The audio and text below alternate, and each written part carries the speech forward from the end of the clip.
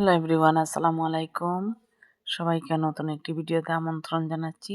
তো আজ আমি আপনাদের সাথে শেয়ার করব কিভাবে ব্রয়লার মুরগি বা দেশি মুরগি মানে মুরগির কলিজা ও ডিম আমরা কিভাবে বাবুদের জন্য রান্না করব। তো আমি আমার বাবুদের জন্য এইভাবে রান্না করে থাকি।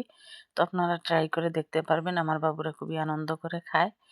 তাছাড়া মুরগির ডিম বা কলিজাতে প্রচুর পরিমাণে আয়রন এবং ক্যালসিয়াম থাকে, যা বাচ্চাদের মস্তিষ্ক বিকাশে খুবই সাহায্য করে। তো আমরা এভাবে এক এক দিন এক এক রকম বাবুদের জন্য খাবার দিতে পারি।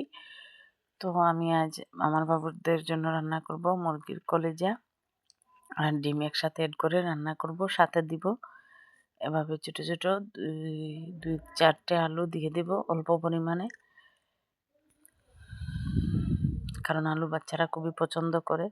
তো এভাবে দিলে আমার মনে হয় ভালো লাগে। তো অল্প মশলা ইউজ করব, যেহেতু বাচ্চাদের জন্য রান্না করব খুবই অল্প মশলা অ্যাড করার চেষ্টা করব। তো ভালো করে এভাবে মশলাটা কষিয়ে নেওয়ার পর দিয়ে দেব আমি ভালো করে এভাবে কষবো, মশলাটা কষাবো, কষানোর পর দিয়ে দেব এই ডিম, মুরগির ডিম আর এই কলিজাটা। তো আমি আমার বাবুদের এভাবে খাওয়াই। এভাবে খাওয়ানো আমার জন্য আমি অল্প কিছু মরিচ ইউজ করছি, যেহেতু বাচ্চাদের জন্য রান্না করবো, বাচ্চারা মরিচ খেতে পারে না, তার জন্য আমি জালটা অল্প খুবই অল্প দিয়েছি। তো এখানে আমি ভালো করে পরিষ্কার করে নিচ্ছি কলিজাটা, ওদিকে মশলা কষা হচ্ছে। শুধু বাচ্চা না, যারা ডায়াবেটিস রোগী আছেন তাদের জন্য মুরগির কলিজাটা খুবই উপকারী এবং হার্টের রোগীর জন্য খুবই উপকারী। এখানে ভালো করে কলিজাটা পরিষ্কার করে নিচ্ছি, পরিষ্কার করে পানি ঝরিয়ে নেব, তারপর দিব।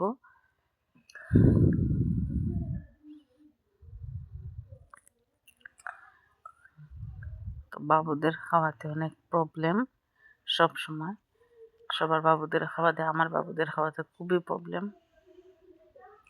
খুব কষ্ট করে খাওয়াতে হয়। তো আমি এভাবে এক এক দিন এক এক রকম খাবার দিই বাবুদের। তো আজও তার ব্যতিক্রম নয়, কিছু কলিজা ও ডিম ছিল ফ্রিজে, তো এগুলা বের করে এভাবে আমি রান্না করব। শুধু বাচ্চাদেররা যে তা এমন না, বড়রাও এই খাবারটা আমার এইভাবে রান্না করলে বড়রাও খেতে পারে, তাতে কোনো প্রবলেম হয় না।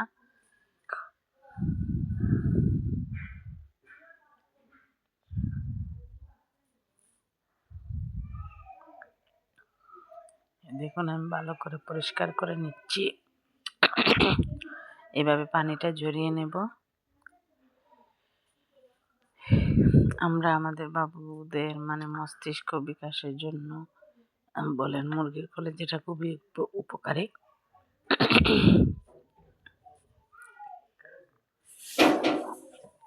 তো এভাবে বাবুদের খাওয়াবো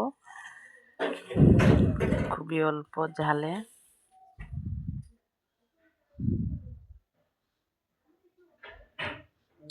এখন হালকা একটু কলিজাটা কষিয়ে নিচ্ছি, কলিজা ও ডিম একসাথে এভাবে কষিয়ে নেব। আলুটাও মশলার সাথে কষে গেছে।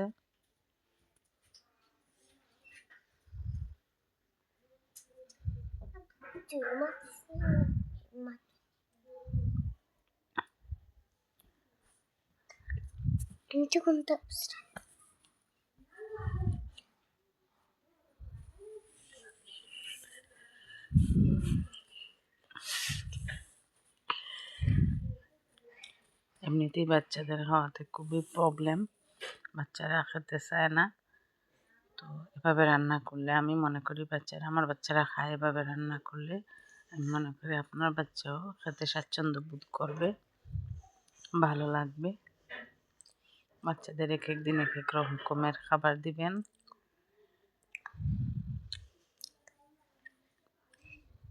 তো আজ এ পর্যন্তই। আমার ভিডিওটি কেমন লাগলো আপনাদের অবশ্যই কমেন্ট করে জানাবেন, আর পরবর্তীতে কীরকম ভিডিও চান সেটাও জানাবেন।